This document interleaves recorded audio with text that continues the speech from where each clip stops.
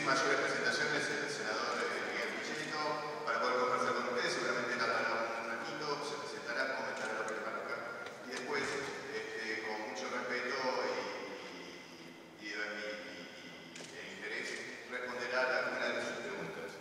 Muchas gracias. Bueno, muchas gracias. Un honor venir a la Escuela Nacional, al Colegio Nacional, una escuela histórica, de jerarquía, así que para mí realmente implica una gran responsabilidad poder dialogar con ustedes, aunque sea brevemente, hacer algunas reflexiones. Están en una escuela donde tiene también una profunda visión humanística, una escuela que también desarrolla el espíritu de la competencia legal, verdadera, de mejorar, de ser cada día mejor. Así que son valores históricos que ha tenido el Colegio Nacional Buenos Aires desde su fundación y que ha formado hombres y mujeres muy importantes para la gestión pública, para las distintas actividades del Estado, en donde se han desarrollado, lo han hecho siempre con un alto nivel de competencia y de capacidades. Sé también que hacen una experiencia de práctica parlamentaria. Me comentaban que la desarrollan como algo complementario a la formación. Sería interesante en algún momento profundizar ese tema y hacerlo desde la realidad en el escenario mismo del Congreso, de la Cámara de Senadores o de la Cámara de Diputados, en el marco de una discusión y de un debate sobre un tema concreto, un tema que les permita prepararse y llevar adelante la práctica parlamentaria misma, que es el mecanismo de sanción de las leyes en la Argentina, de cómo se trabaja primero en comisión y cómo se lleva el tema luego al recinto para discutirlo públicamente. Lo que ustedes ven en televisión, en esas largas y aburridas sesiones que el canal de diputados y del Senado pasa, o a veces se reflejan en poco tiempo en los canales de noticias, es la culminación de un largo proceso de debate interno, de trabajo en comisiones, que son comisiones especializadas y que van tratando los temas y proyectos de ley que tienen que ver con cada una de las cuestiones que se discuten. Un proyecto educativo que modifique formas o el sistema educativo mismo se discute en la Comisión de Educación. Un proyecto como lo fue el debate importante del IVE o el denominado aborto, se discutió en el marco de la Comisión de Legislación General. Es un tema que comprende diversos aspectos y que tuvo realmente un voltaje realmente muy importante, muy interesante, que ustedes lo deben haber seguido, y que por encima de las posiciones que se tradujeron en el Congreso y que lamentablemente, desde mi mirada, no permitieron avanzar en un tema que tiene que ver con nuevas libertades, con nuevos derechos y con un reconocimiento fundamentalmente a la decisión de la mujer, y que, como dije esa noche en el discurso de cierre a la madrugada, más temprano que tarde la Argentina va a terminar votando una ley dentro de las normas que, por supuesto, y reglas que funcionan en los países modernos en este derecho que todavía sigue siendo un estigma para la mujer, porque está como condena en el Código Penal, un verdadero disparate, que no solamente condena al médico que interviene, sino también a la mujer que es víctima muchas veces.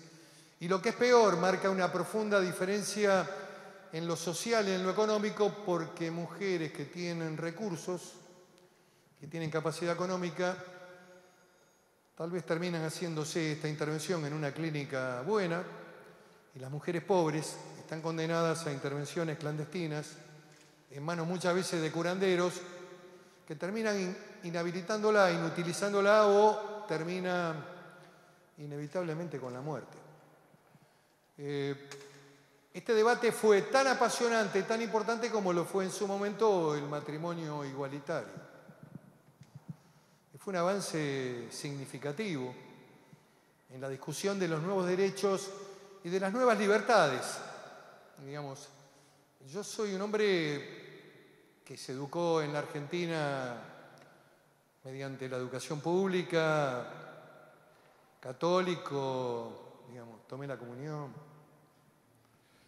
No soy un profesante, tengo mis contradicciones, pero siempre pensé y tuve claro que la cuestión de las creencias, de lo que uno cree, si cree, y es legítimo creer en Dios, en determinado Dios, en determinada religión, sea católica, evangélica, en el marco de las libertades que tiene la Argentina en esta situación de permitir los cultos, incluso el avance de la Constituyente del 94, que estableció que el presidente ya no tiene que ser católico.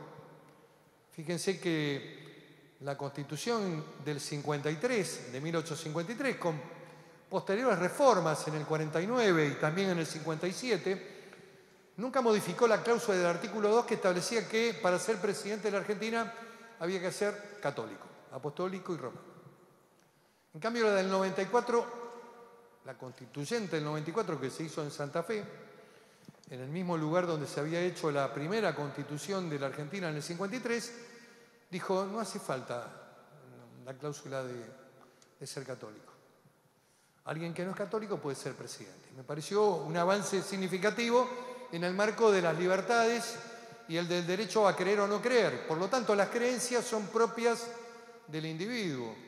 El Estado tiene que estar regulado, reglado por normas que puedan ir dirigidas hacia los católicos, hacia los que creen, hacia los que no creen, a todos los ciudadanos.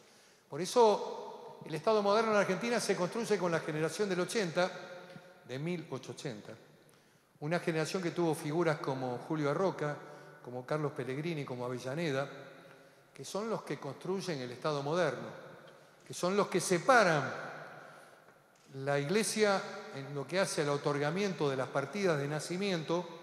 La Iglesia, en ese momento, la Iglesia Católica otorgaba el reconocimiento y una criatura que recién nacía les pedían el certificado de nacimiento.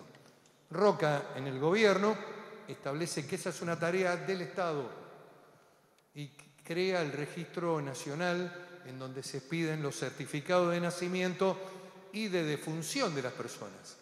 Y luego la ley de matrimonio civil da un paso más, porque si bien las parejas se pueden casar por el rito católico, por la religión católica, y para algunos este es el evento más importante desde el punto de vista de sus creencias, otros se pueden casar por una religión evangélica, por el ritual evangélico, otros por un ritual musulmán, pero lo único que le da validez para la ley argentina al matrimonio es la ley de matrimonio civil, que es una ley, la 2393, que estableció claramente que lo que valida el carácter de casado, de matrimonio, en la Argentina es una ley civil. Es el Estado el que otorga el carácter de casado y la evolución de la Argentina también fue importante en este tema. En el año 51, primer gobierno de General Juan Domingo Perón, se establece el divorcio vincular. Era un avance extraordinario en una Argentina que todavía tenía un peso importante. El divorcio vincular era la simple separación legal en un tribunal que permitía contraer de nuevo primeras nupcias, volver a casarse. Cuando viene el golpe militar en el 55, lo primero que se deja sin efecto, además de la Constitución del 49, que era una constitución más de carácter social, lo primero que se suprime es el divorcio vincular. Fuimos hasta la democracia con Alfonsín en el 87, donde se hizo un gran 85, perdón, donde se hizo un gran debate y nuevamente el Congreso votó la ley de divorcio vincular. El matrimonio igualitario fue un debate apasionante, importante desde el punto de vista de lo que se discutía, que encierra lo que para mí es uno de los derechos más importantes, que no está escrito, que es el derecho a la felicidad. El derecho de vivir de acuerdo a lo que uno siente, a lo que uno quiere, y ese derecho no escrito se desarrolla precisamente en la discusión, en el debate sobre matrimonio igualitario. Yo les voy a mandar los dos discursos que hice tanto en el IBE, en el aborto, como en el matrimonio igualitario, porque tiene que ver con una mirada que está directamente relacionada con la libertad. Y las sociedades modernas van camino hacia eso, a un esquema más pleno, de mayores libertades, de mayor amplitud de derechos, y lo que se llama también en pensadores modernos como Taylor, en el reconocimiento del otro. No basta comprenderlo, no basta entenderlo, hay que reconocerlo. El reconocimiento es ponerse en el lugar del otro. Me parece que, muy sucintamente, por supuesto que me ha tocado, hace 25 años que estoy en el Congreso, en la actividad parlamentaria. He sido intendente de mi pueblo muy joven, cuando uno cree que todo puede ser posible. A los 33 años, 34, fui intendente de la ciudad. Una ciudad de 20.000 habitantes, donde el intendente atiende desde una separación hasta el cajón de un muerto que no tiene plata. En donde tiene que estar haciendo obras y en donde las cuestiones más vitales de la vida se aprenden con una gran intensidad en un pueblo como el que yo viví. Y fui legislador, y fui diputado nacional y senador, y desde el año 93 estoy en el Congreso de la Nación, y van a ser 17 años que soy senador. El año que viene se cumple 18 años y mi tercer mandato como senador. Y soy un profundo defensor del Congreso, del Parlamento.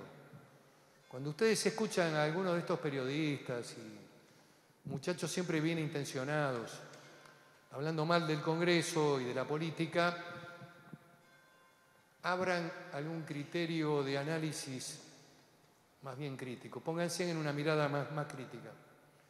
Porque en general puede haber situaciones complejas, puede haber incluso hechos de corrupción que descalifiquen la política, puede haber algunos políticos que han cometido delitos de corrupción. Pero hay que defender a la política, porque si no se llena el vacío con la política y la discusión de ideas, alguien lo va a llenar. No existe el vacío en las sociedades.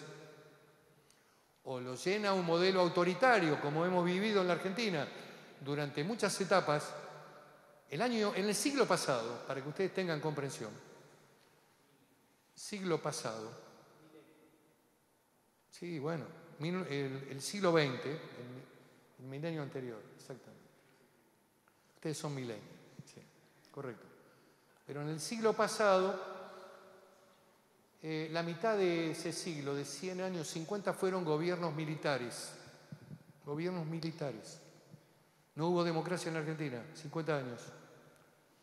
Así que bueno, me parece que hay que defender la política y las instituciones. Lo bueno que tiene la política, la posibilidad de ejercer el debate democrático, de construir un Estado con garantías, con derechos, con la posibilidad de que el Parlamento exista, de que ese lugar sea la representación del pueblo y de las provincias. Nosotros tenemos el modelo americano. El modelo americano establece una Cámara de Senadores que representa a los estados y la Cámara de Diputados que representa al pueblo. Así eligen los argentinos cada 2 años. Y cada 4 se elige presidente. Tal vez en algún momento habrá que hacer algún análisis respecto a esto también, si conviene que haya elecciones en tan corto plazo, si los mandatos no deben extenderse, a lo mejor por un periodo completo de 4 años, en fin.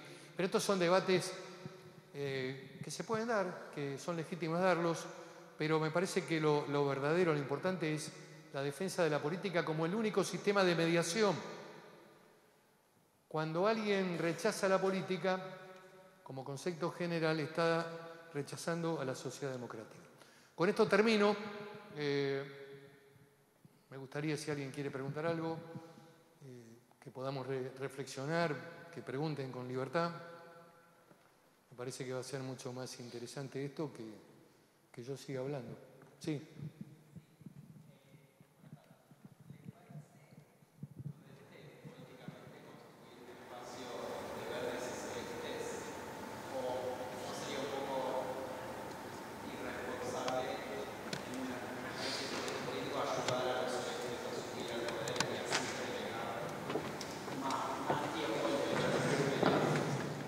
No, bueno, yo tengo una... Primero que no comparto la visión de la grieta. Me parece que esta discusión no tiene que ver con la grieta en términos de proyecto político, económico, social de la Argentina. Esto tiene que ver con un debate de garantías y derechos y de libertades. Querer meter este tema en la brecha me parece que es una construcción.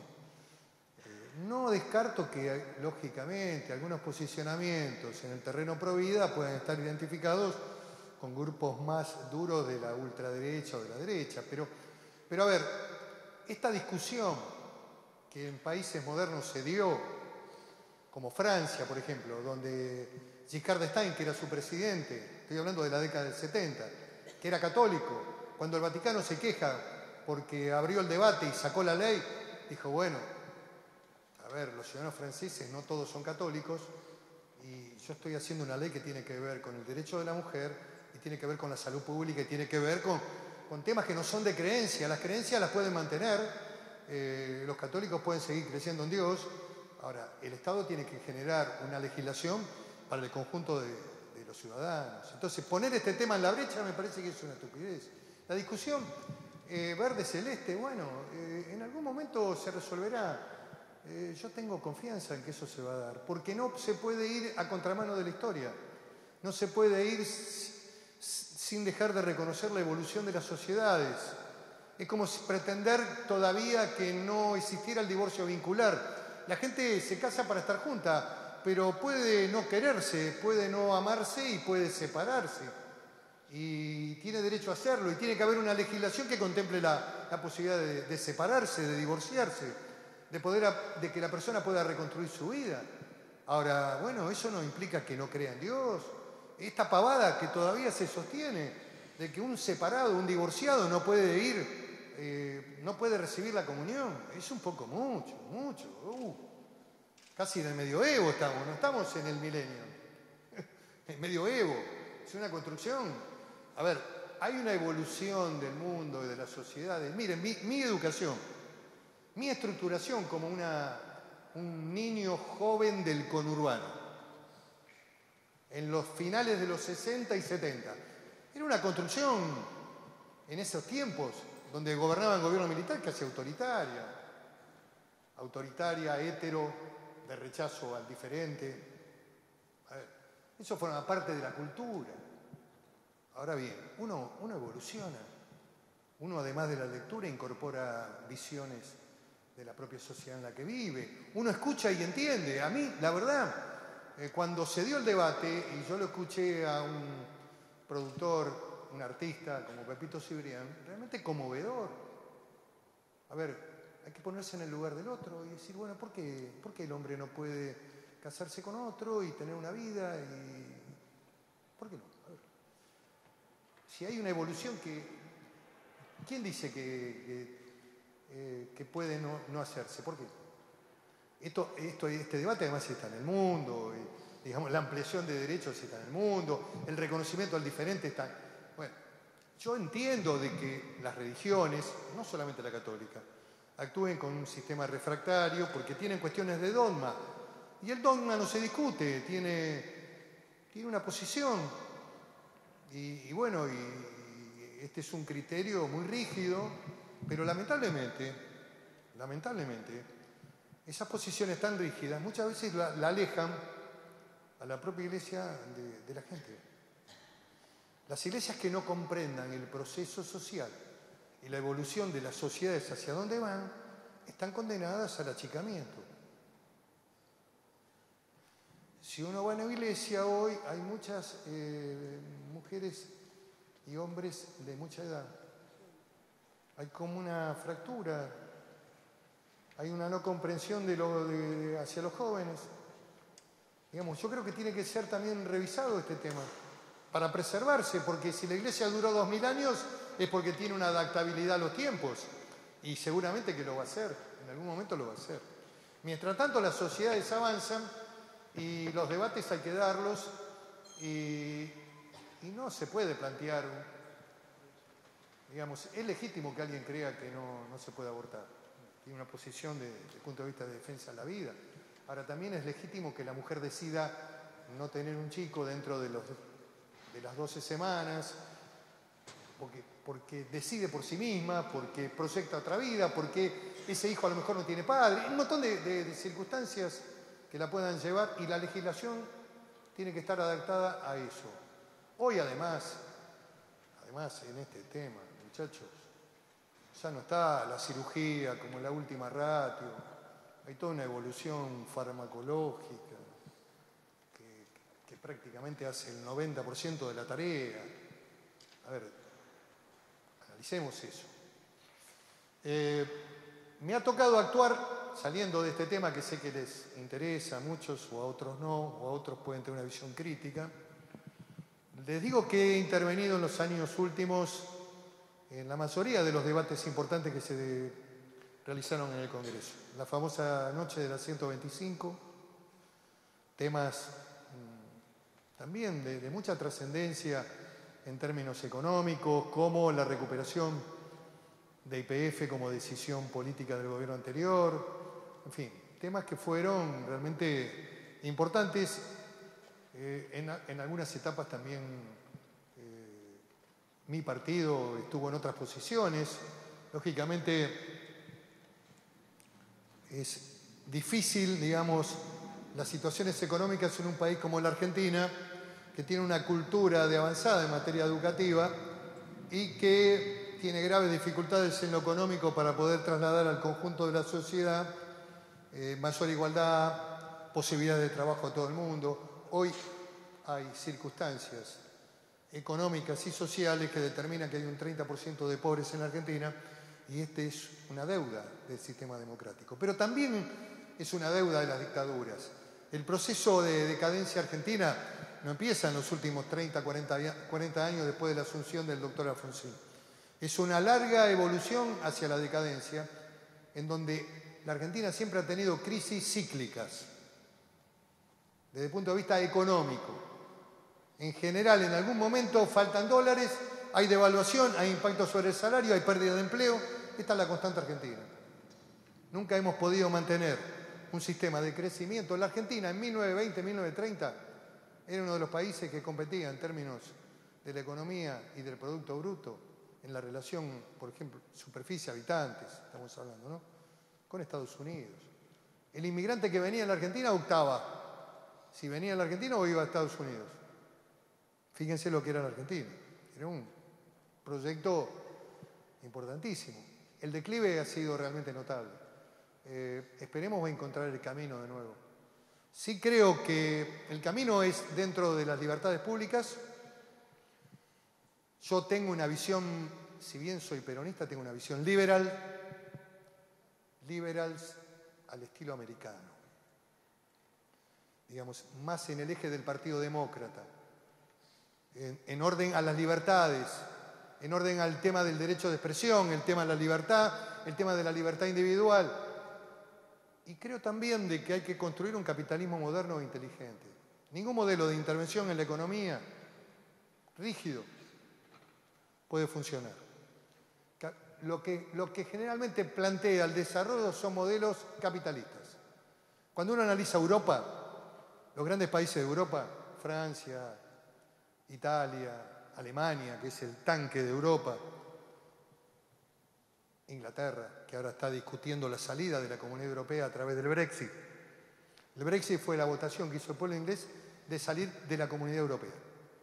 Ahora están tratando de ver cómo la ajustan porque hay problemas, y es una autodefensa que hace Inglaterra, que es una isla, para que no entren migrantes. El gran debate en el mundo es estas grandes corrientes migratorias de pobres del sudeste asiático o del África que presionan y tensionan sobre los países centrales en búsqueda de trabajo, en busca de un proyecto de vida. Esto también lo recibe la Argentina, especialmente de los países que nos rodean, países latinoamericanos de pobreza extrema. Hoy estamos recibiendo, porque Argentina tiene una tradición en este tema, una tradición abierta, pero estamos recibiendo un número de habitantes venezolanos realmente muy importante. Algunos tienen una formación interesante desde el punto de vista de que son ingenieros en petróleo, otros son pobres de pobreza extrema. Lo que hay que reestructurar es un sistema migratorio que permita identificar los lugares donde pueden tener trabajo. La Argentina tenía en un tiempo una dirección de migraciones que decía, bueno, trabajo hay en Comodoro Rivadavia en el petróleo, trabajo hay en la fruticultura en Río Negro, trabajo hay en la minería en el norte, trabajo hay en la construcción. Ahora, si el escenario es abierto, en general se produce una acumulación y una complejidad desde el punto de vista social en las grandes villas de la periferia del conurbano y de la ciudad de Buenos Aires. Este es un debate que hay que darlo con inteligencia, sin xenofobia, con un principio de responsabilidad, pensando cómo crecemos, pues si Argentina creciera 7, 8 puntos por año, no nos alcanza la migración de los países latinoamericanos. Sí. ¿Cuál es su posición frente a la intención de mejorar, entre comillas, las políticas migratorias, ya que usted previamente en un discurso había hablado de que nos cae la resaca de países latinoamericanos, hermanos, es decir, o sea, como, entre comillas, lo peor de ellos? Nada, quería saber eso. ¿Qué es lo que Claro, me pensaba? refería a delincuentes. Me refería a que ingresan al país sin controles. No me refería al inmigrante que viene a trabajar. Me refiero a gente que viene con antecedentes penales y como la Argentina no tiene un sistema de intercambio de información como tienen los países modernos, con los países limítrofes, no tenemos intercambio de información con Chile, ni con Perú, ni con Bolivia, ni con el Paraguay. Acá cualquiera que ha cometido delitos graves de narcotráfico, trata de personas, prostitución de mujeres y de niñas, delincuentes peligrosos con delito organizado, ingresan a la Argentina por la frontera o por el aeropuerto de Ezeiza o por cualquier aeropuerto que tenga conexión al país. Entonces, a eso me estaba refiriendo, que la resaca delictiva, sujetos que delinquen en los países de origen, sujetos que matan a los chicos con la droga o que prostituyen mujeres, delincuentes que son peligrosos, que abundan en las villas, especialmente dedicados al narcotráfico, no puedan ingresar libremente a la Argentina. Que esos delincuentes sean impedidos de ingresar a la Argentina. Estoy con lo que dice el preámbulo. Si ustedes repasan el preámbulo, ya te doy la palabra.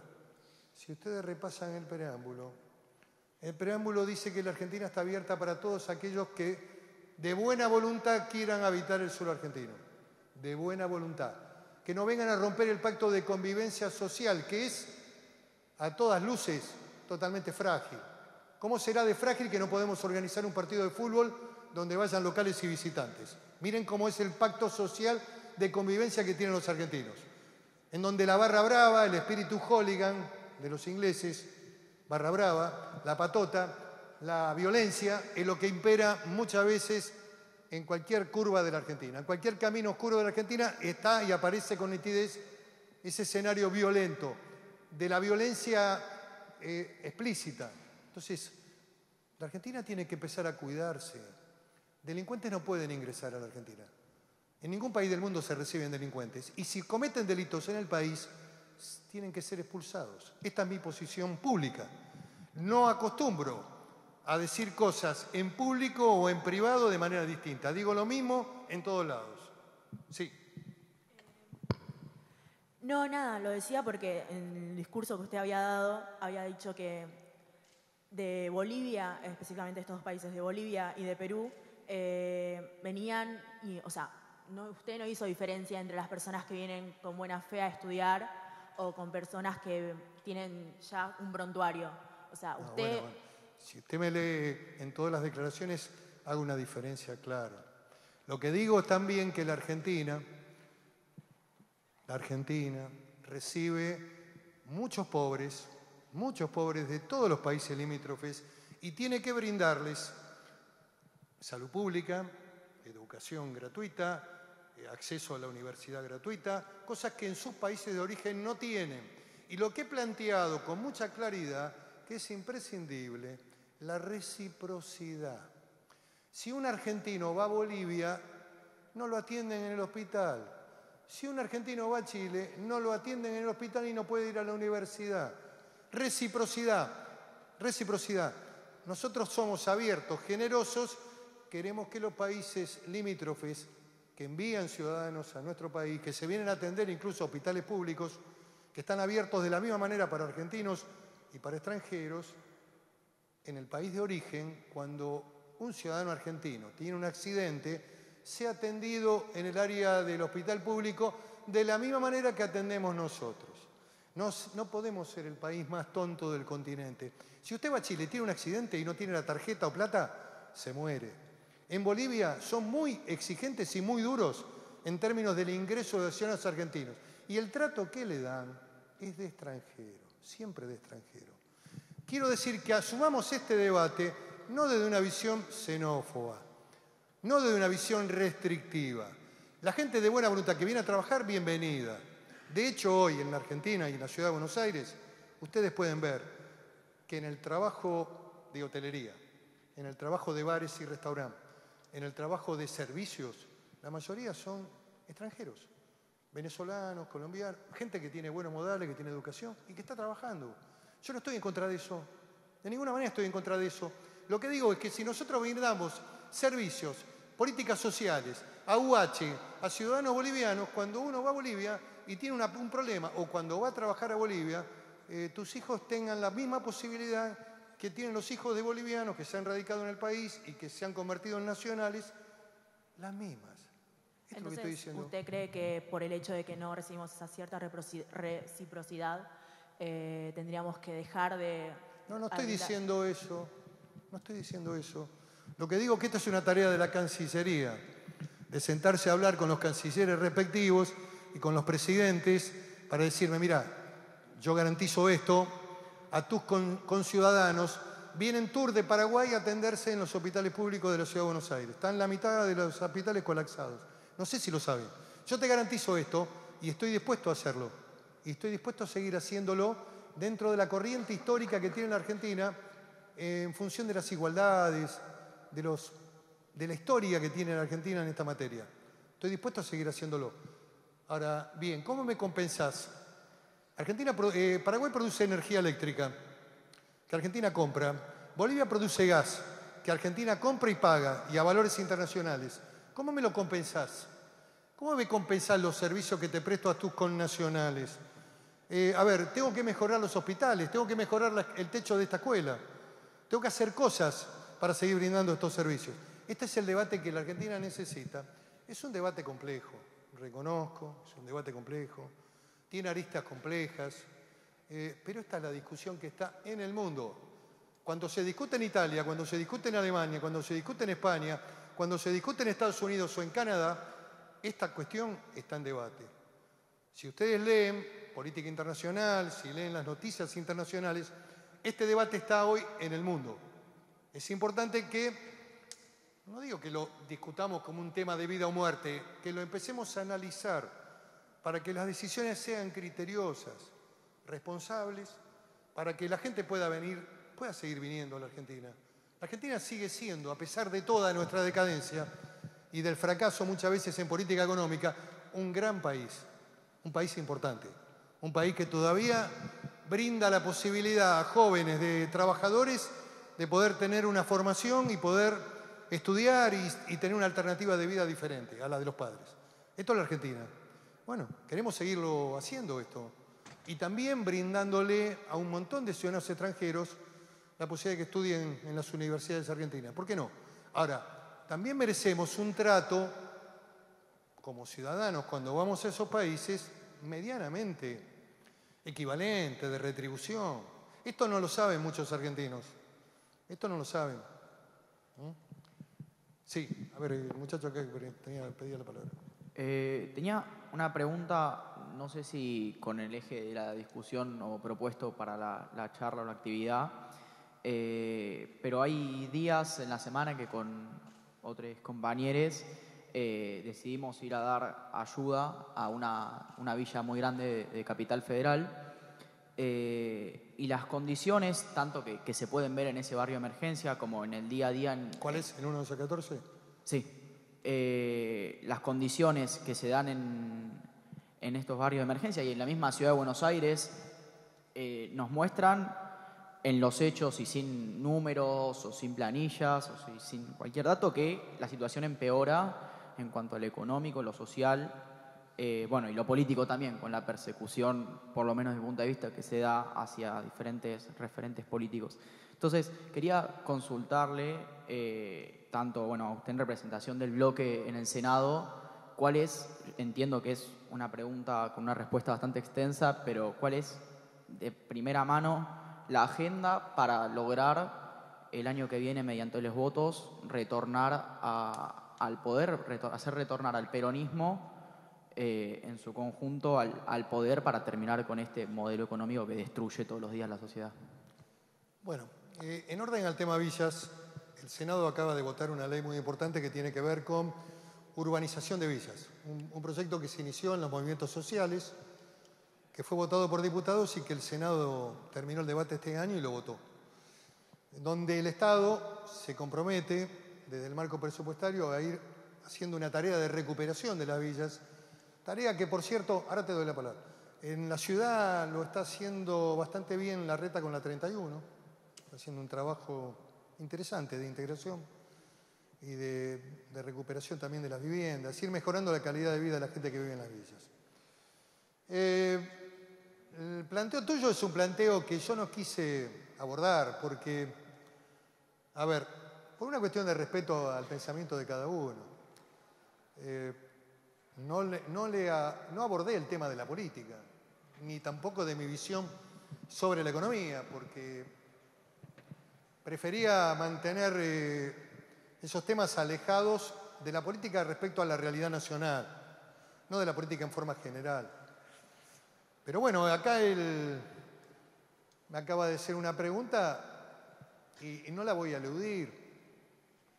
A mí me parece importante que el peronismo tenga una construcción política, primero de renovación. No creo positivo volver al pasado. 12 años en la vida y en la historia de un país configuran un tiempo realmente muy largo, muy importante. Con luces y con sombras, con aciertos y con errores. Ya casi queda para la tarea de la historia. Después quiero también analizar el tema de la unidad. La unidad no es un valor en sí mismo. En las sociedades modernas este tema está en revisión. A veces juntarse todos puede significar menos, no más.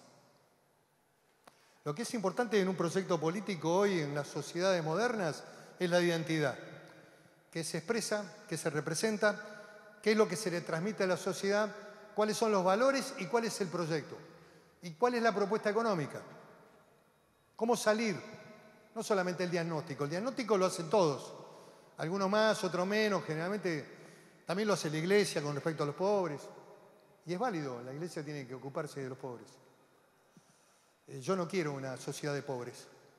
A mí me rechazo fuertemente la ideología del pobrismo, que es la ideología de creer que el mundo y el futuro será de los pobres. Tengo más una visión al estilo americana, de los que se bajaron del Mayflower y que decían hay que hacer plata. Pero no de manera egoísta e individualista. Hay que construir empleo, hay que generar empresas, hay que generar desarrollo y hay que generar trabajo. El tema es el trabajo. Es lo único que dignifica, el trabajo. Tener 3 millones de desocupados, 6 millones con subsidio, vamos a la muerte como sociedad.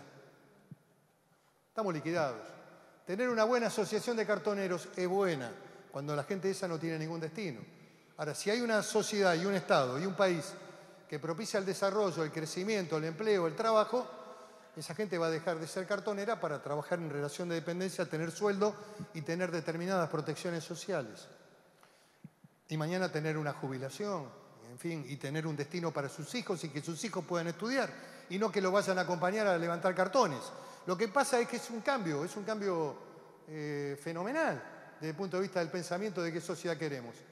Hay algunos que quieren estratificar la pobreza en el 40% y de esa manera seguir existiendo, porque mientras haya pobres existen. Bueno, yo no quiero eso. Yo quiero una propuesta de crecimiento. Tiene que ver con el desarrollo, tiene que ver con qué mirada tenemos respecto a nuestra visión del mundo.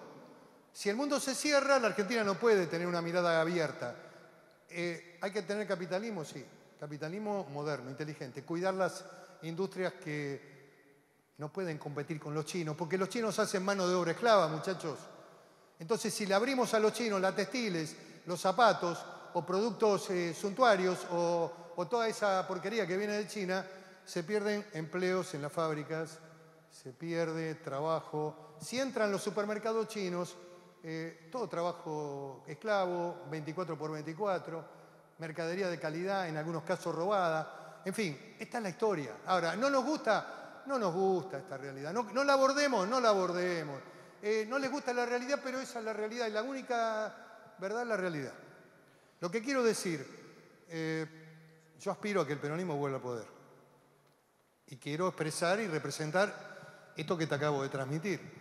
Y que podamos ser capaces de entender que nuestro partido, que es un partido que tiene historia, y que tiene historia desde el punto de vista de los derechos sociales, de lo que significó la evolución social, de que los hijos de los obreros pudieran estudiar, vuelva al poder.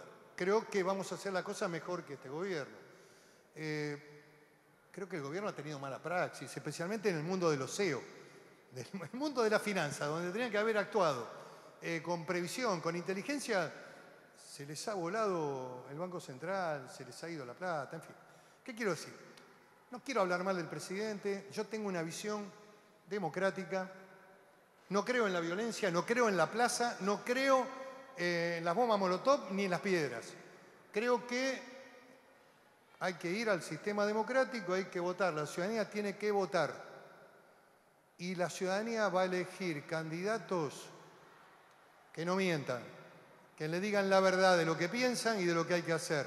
A lo mejor el discurso puede gustar o no, a lo mejor dentro de lo que yo llamo el discurso de las élites, de la izquierda argentina, de los periodistas principales de los medios, el discurso de la izquierda políticamente correcta de la Argentina.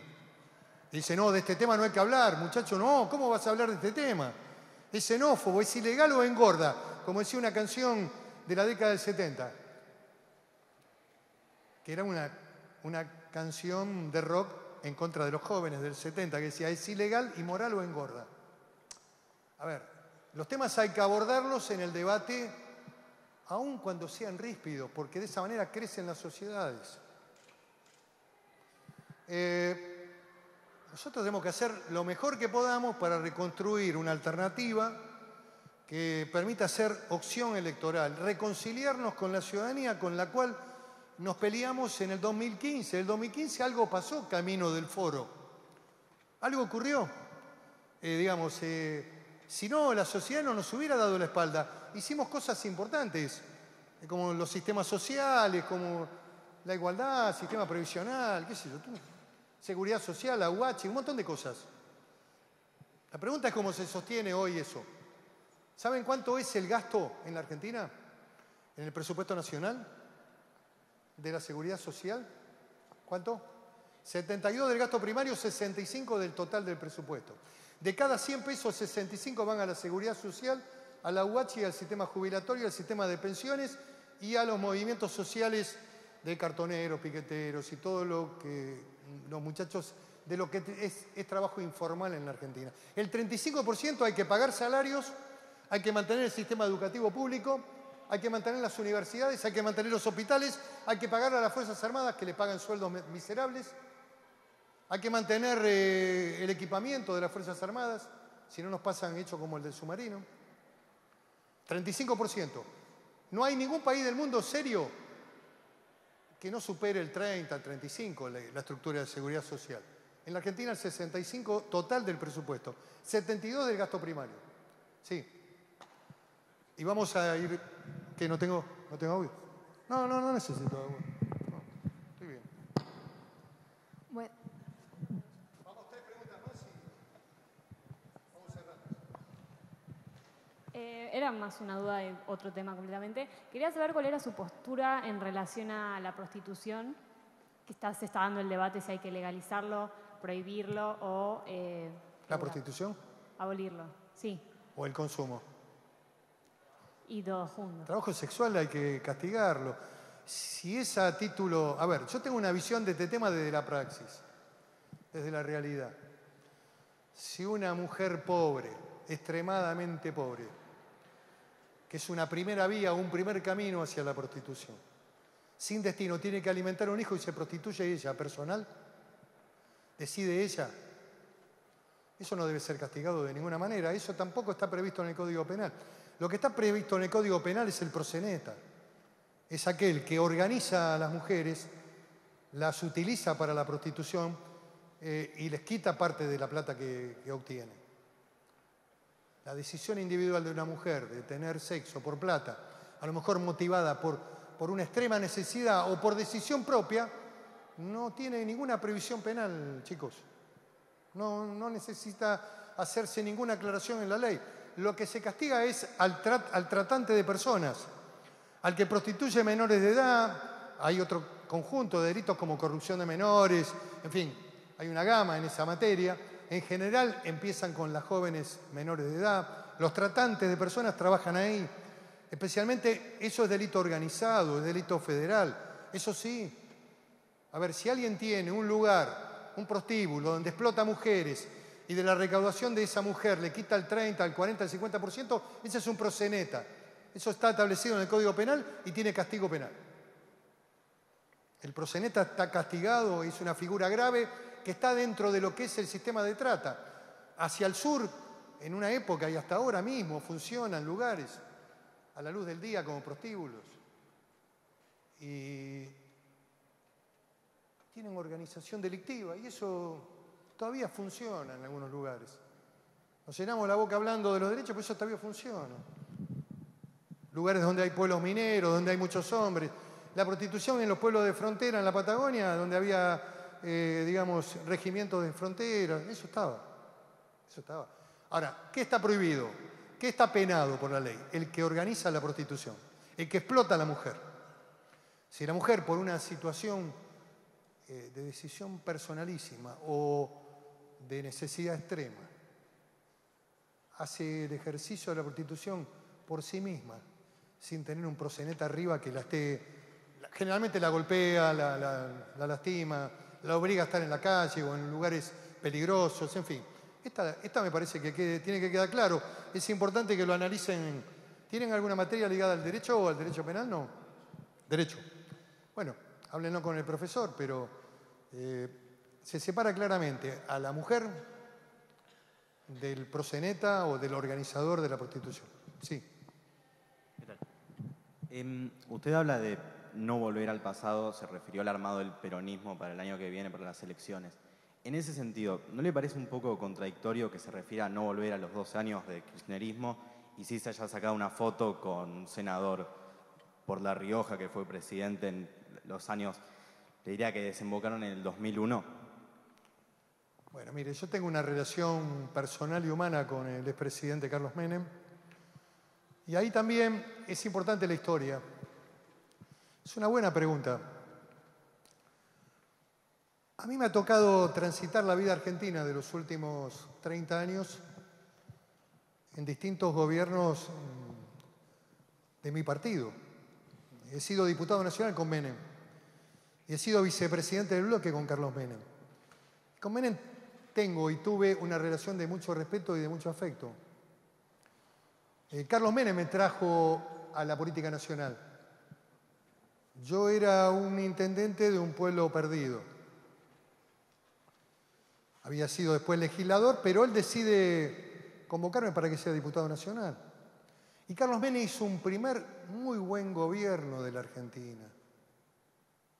Un muy buen gobierno de la Argentina en el primer periodo, que estaba atravesando una crisis de hiperinflación tremenda, parecida a la República Alemana de Weimar, donde se empapelaba con la plata las paredes de las viviendas, porque la plata no valía nada. Una hiper que incluso se extendió durante el primer año y medio de gobierno de Menem, hasta que pudo enderezarla.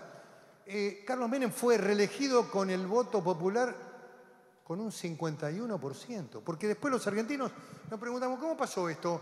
Nadie fue, nadie lo votó. A ver, Carlos Menem gobernó un muy buen periodo de gobierno, equilibró la economía, ordenó la situación, estabilizó la economía argentina, hizo un esquema de convertibilidad de $1 a $1, la gente tuvo un buen nivel de vida durante esos 6 años.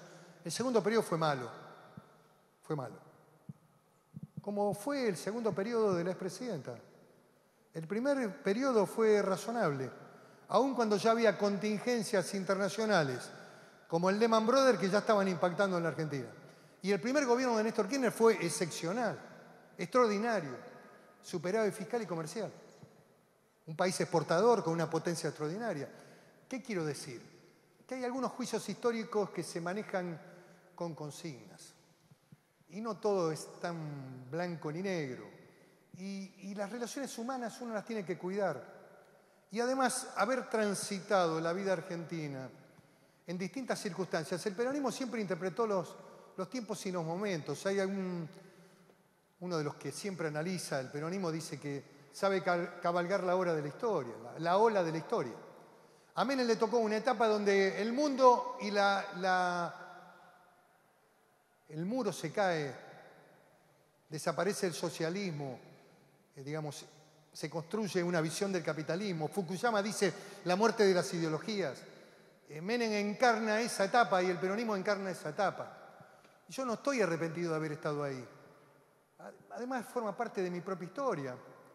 Y les voy a decir algo que tiene que ver con una anécdota muy interesante, histórica también, por supuesto, de un hombre que tiene un volumen político extraordinario, que es recomendable leerlo.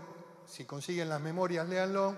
Y si no, hay un libro de Cooper que lo pueden comprar, Cooper, el autor, un inglés, que lo pueden comprar en las librerías, que es la biografía de Talleyrand, que era un hombre de la Revolución Francesa, que había pensado siendo cura y obispo de un pequeño pueblo de Périgot. Pero como era muy libertino y vino la Revolución Francesa, se subió a caballo de la Revolución y terminó haciendo una ley en la Asamblea que le quitaba todos los bienes a la Iglesia. Muy bueno.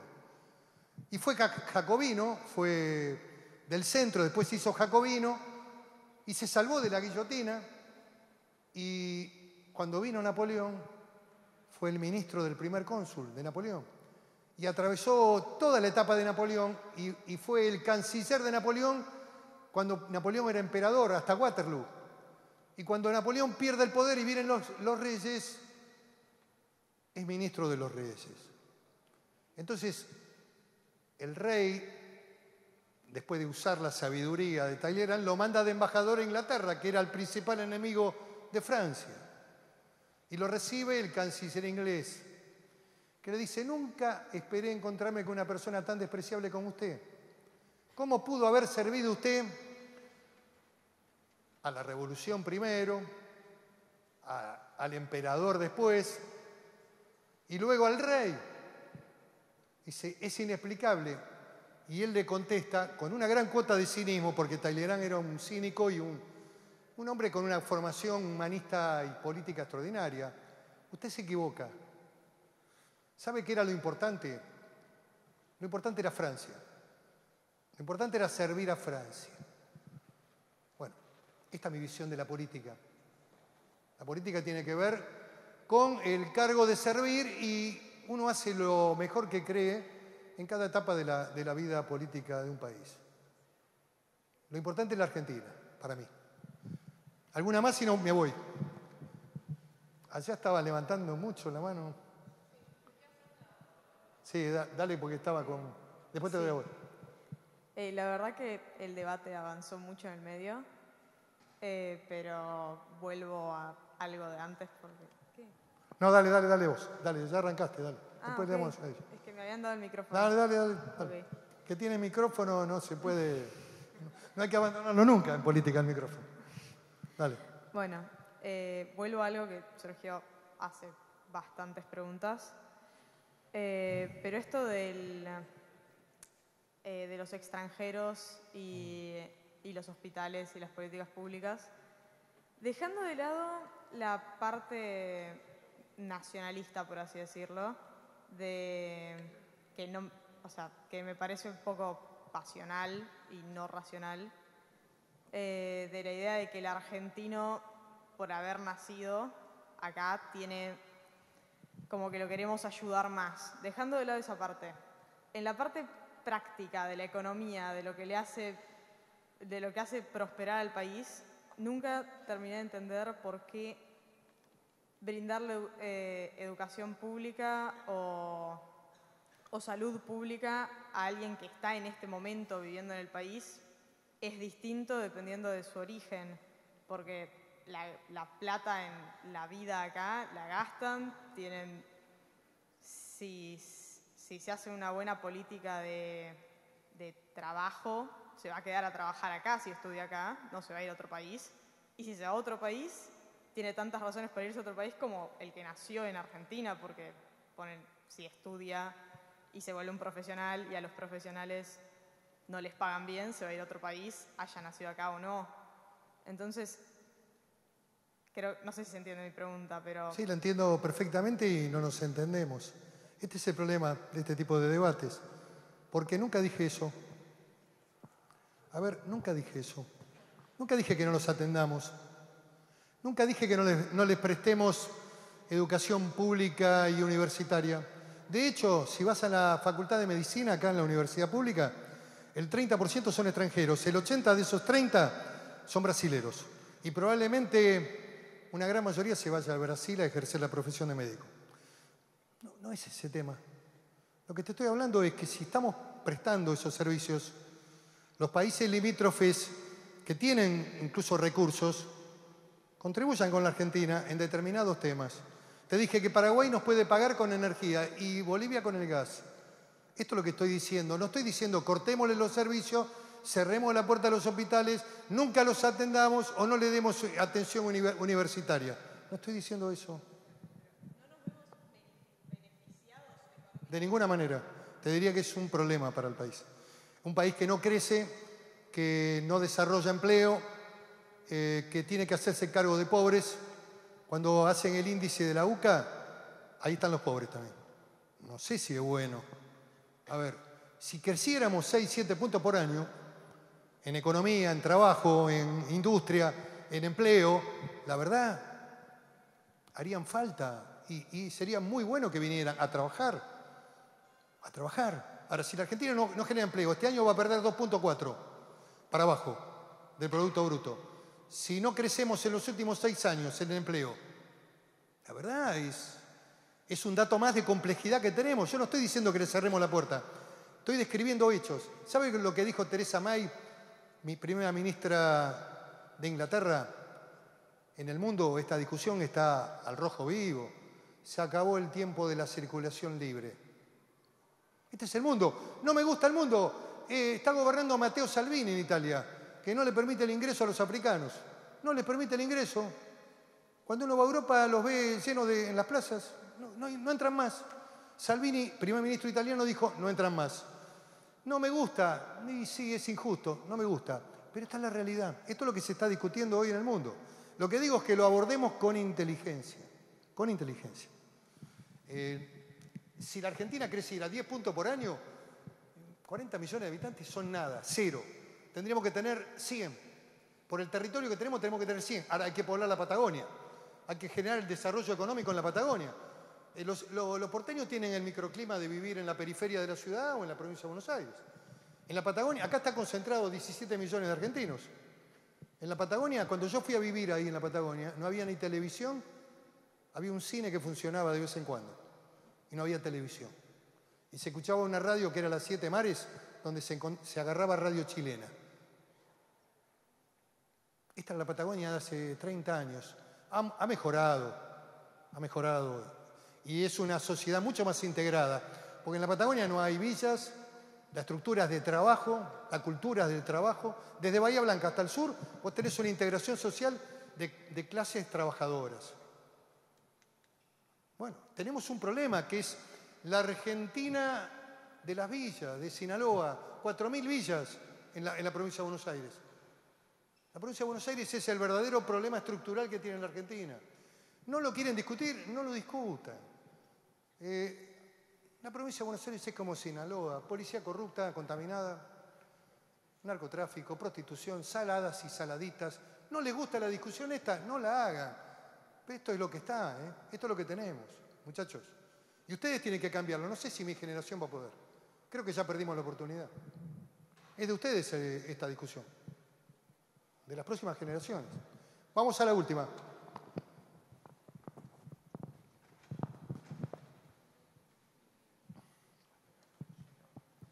Sí, yo quería preguntarte porque te vi muy preocupado por el tema de las mujeres, el proxenetismo, pero por lo que estuve leyendo, usted votó en contra del la suba, o sea, el presupuesto ahora contra la violencia de género es de 11 pesos por mujer. Nada que ver.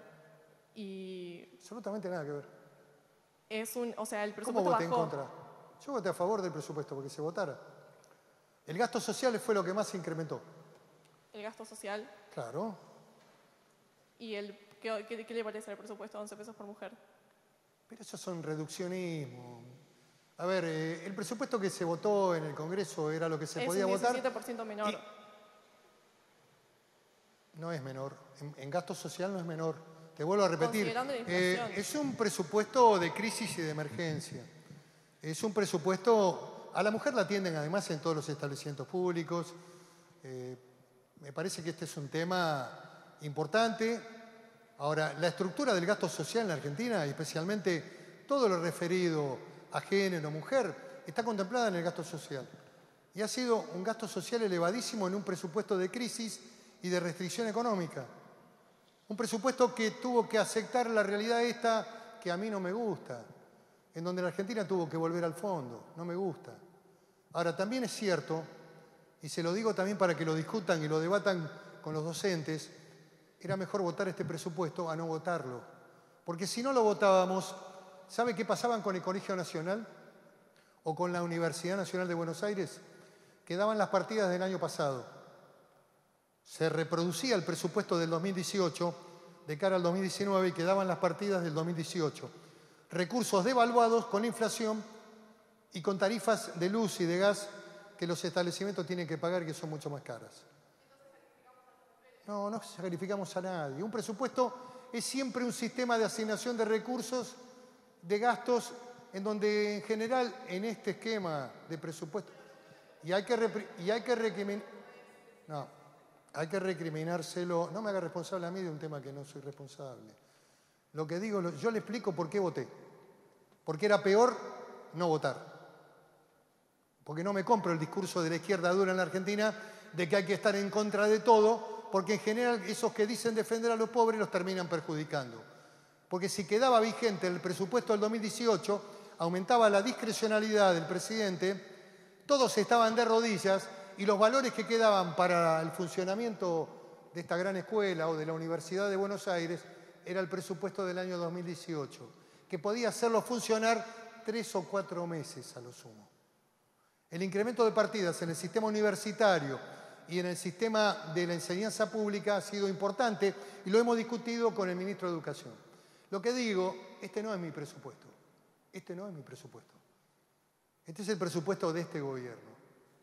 Un gobierno que ha fracasado en la economía, que todas sus variables fracasaron. Ahora, no es mi presupuesto. Ahora, yo no creo que la solución esté en votar en contra. No creo eso. La verdad no lo creo. Además creo que la existencia misma del Congreso tiene que ver con la ley de presupuesto. Si el Congreso, en un momento de crisis como vive la Argentina, no es capaz de sacar una ley de presupuesto, con lo que se puede, porque es un presupuesto de ajuste. Claro que es un presupuesto de ajuste. Y es el diseño que hizo este gobierno. ¿Sabe qué hay que tener para tener un presupuesto expansivo, de mayor gasto social y de atender la problemática de las mujeres pobres, de los discapacitados, de todos los que necesitan? El gobierno. Hay que ganar la elección y gobernar. Y entonces uno puede diseñar un presupuesto desde el gobierno. Desde la oposición no se diseñan presupuestos. Bueno, ¿hay alguna más? Última. Vamos a la última, y sí, porque me voy. Sí, yo quería preguntar, en vistas de que usted habló mucho sobre encabalgar la historia y estar un poco en sintonía con los procesos que se están dando en el resto del mundo, ¿cuál era su opinión y cuál cree que debería ser la postura de nuestro país respecto al avance de la derecha en países como Brasil frente a la reciente victoria de Jair Bolsonaro y también en un montón de otros países a lo largo del mundo? Es muy buena la pregunta y muy interesante. Hay que construir democracia. Hay que construir partidos que tengan una cosmovisión democrática. Yo no creo que se repita la experiencia argentina de un Bolsonaro. No creo que el sistema político, que además tampoco es un elemento extraño al sistema político. Bolsonaro fue 29 años diputado nacional por Río. Diputado nacional. Algunos ni lo conocían. No creo que surja un perfil al estilo Bolsonaro. Yo creo que la democracia argentina va a estar dentro de lo que es la tradición democrática. No hay un perfil xenofóbico, un perfil de desprecio a la mujer. No, me parece que no. Eso no va a prosperar porque nuestra sociedad es una sociedad abierta, culturalmente abierta. Lo que sigue es que hay un tema para analizar más en profundidad y que debería ser parte también de la discusión, el debate y la formación de ustedes. La sociedad moderna hoy está cargada de enojos. Hay un malestar creciente en las sociedades democráticas modernas. Aparecen, digamos, las corrientes de los indignados. Aparece un periodismo que sustituye la mediación política, donde el periodista además hace de juez, dicta sentencia en el mismo programa. Aparece una ligereza en términos del debate político. Muchos programas de paneles, donde todo el mundo opina de todo sin saber. Es la característica hoy de la televisión argentina. Y el discurso de las élites, que quiero volver sobre ese concepto, es de cómo se forman determinadas visiones más ligadas a la izquierda que a la derecha, o visiones culturales más de la izquierda, que traducen un pensamiento y después se encuentran con la sorpresa de que aparecen personajes de la ultraderecha que las grandes mayorías votaron. Si ustedes analizan el proceso americano de Trump, nadie lo vio venir a Trump. Incluso derrotó a toda la dirigencia republicana tradicional. El Partido Republicano es un partido del sistema. Hay dos partidos en Estados Unidos, el demócrata y el republicano. Trump era un outsider casi. Sin embargo, le ganó a los candidatos republicanos con tradición, senadores, gobernadores. Perdió. Ustedes habrán visto las primarias y los debates en televisión. Bueno, Trump le ganó con un discurso transgresor, disruptivo. Bolsonaro es más o menos lo mismo con un elemento más. El cansancio de la sociedad brasilera frente a la corrupción y frente a un dato que está apareciendo fuertemente en la sociedad argentina, que es el de la inseguridad. Y con el uso de nuevos métodos de comunicación. Ya no es solamente la red, ya no es solamente el Twitter. Bolsonaro gana con un elemento nuevo que es el WhatsApp. El WhatsApp aparece y irrumpe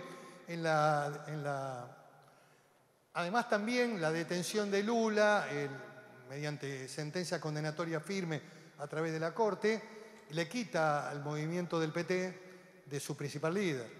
Y los votos en general en la sociedad no se transfieren.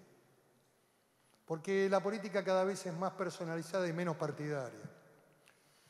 ¿Qué quiero decir? Que la globalización trae aparejado algunas cuestiones de discusión en términos de las ideas, y muchas veces lo que piensa la más media o las grandes mayorías no coincide con lo que piensan las élites o las minorías intelectuales que dominan el espacio de lo público, que son las dueñas del micrófono, de los canales de la televisión y de la radio a la mañana y a la tarde-noche la televisión, que tienen un pensamiento de los denominados políticamente correctos y aparecen estos elementos disruptivos jugando por derecha, generalmente derecha dura, y con discursos muy agresivos que producen, aquí está la pregunta, ¿por qué? Producen adhesión mayoritaria en el resultado electoral. ¿Por qué? Porque algo está fracasando, porque los sistemas tradicionales están fracasando, porque los partidos políticos tienen que ayornarse, porque tienen que atender esta problemática, porque hay que hacer lo que planteaba la señorita. Este debate que yo tuve con ella fue muy rico.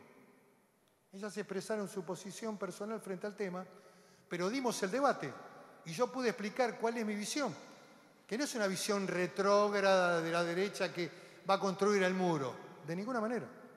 Estoy hablando de otras cosas. Estoy hablando de que hay que limitar el ingreso de delincuentes. que los países que se cuidan, siendo la inseguridad uno de los flagelos más importantes, cuidan que sus fronteras estén cuidadas, valga la redundancia, y que no ingresen delincuentes a robar en la Argentina. Y no entren delincuentes peligrosos que hacen lavado de dinero, narcotraficantes, que vengan a la Argentina a cometer delitos de alta gravedad. Y luego hay otro análisis que hay que hacer, que los países que nos circundan y que nos determinan el ingreso de muchos ciudadanos que ven en la Argentina un mejor horizonte, un mejor proyecto para su vida, porque la Argentina sigue siendo un gran país, a pesar de que no somos a lo mejor el país que fuimos y que podríamos ser. Bueno, entablemos convenios de acuerdos, de reciprocidad. Si yo te atiendo un paciente extranjero en la Argentina, atendeme vos un argentino en ese país. Hagamos cosas inteligentes. Esto es lo que estoy planteando. Digo que el riesgo de la derecha o de la extrema derecha es un riesgo que se resuelve desde la democracia y se resuelve también de los procesos de renovación que los partidos se tienen que dar. Si el debate se estratifica en el pasado y los partidos no se oxigenan con nuevos líderes y con nuevas ideas, y lo más probable es que aparezca un perfil transgresor en la sociedad política argentina. Puede ocurrir, no creo que ocurra. Previsiblemente, si ustedes me preguntan de acá a un año que hay elecciones en agosto y luego en octubre, las primarias en agosto, diría que no hay un riesgo de un Bolsonaro en Argentina. Puede haber un político del sistema que diga cosas y que plantee debates. Lo que sí creo que la gente no se va a comprar más el debate facilista de que todo es posible en la Argentina, de que todo es posible. Todas las demandas, ¿saben qué es la política también? Para la chica que me preguntó sobre el tema de la mujer y de que no sé cuánto eran, 12 pesos, 10 pesos. ¿Saben qué pasa con las sociedades? Las demandas son infinitas y la capacidad de respuesta por parte del Estado es limitada. Y en general gobernar implica administrar la decepción. Hay que tener una gran capacidad para la frustración. Amigo, les agradezco mucho. Le doy el cierre a usted que es el que me ha invitado. Muchas gracias, muy amable. Chicos, con las identificaciones y las divergencias, creo que este espacio fue muy enriquecedor para todos. Así que, por favor, agradezcámosle al senador con un aplauso. Muchas gracias, muchas gracias. Muchas gracias.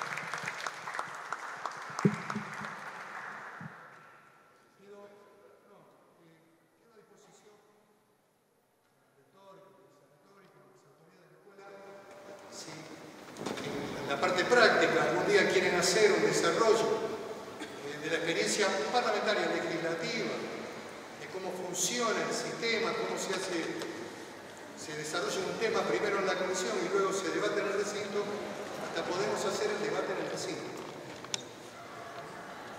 Con 2 cursos se puede hacer el debate en el Senado. El Senado es una Cámara que tiene 72 miembros. O sea que cada curso va a tener acá 35 se puede hacer. Con un presidente, con el secretario, con el taquígrafo y discutiendo un tema que ustedes hayan elegido previamente, donde hay que lograr un dictamen de comisión que tenga nosotros. Es derecho parlamentario que no se enseña en las universidades. Es una cosa bastante increíble. No hay aprendizaje en la Facultad de Derecho de cómo funciona el Parlamento y de lo que es una rama del derecho muy especializada, muy sofisticada, que es el derecho parlamentario. En la Facultad de Córdoba, en la Universidad Nacional de Córdoba, hay un doctorado con derecho parlamentario. De las pocas. Es una experiencia realmente interesante que empieza desde abajo. El que integra un consejo deliberante en un municipio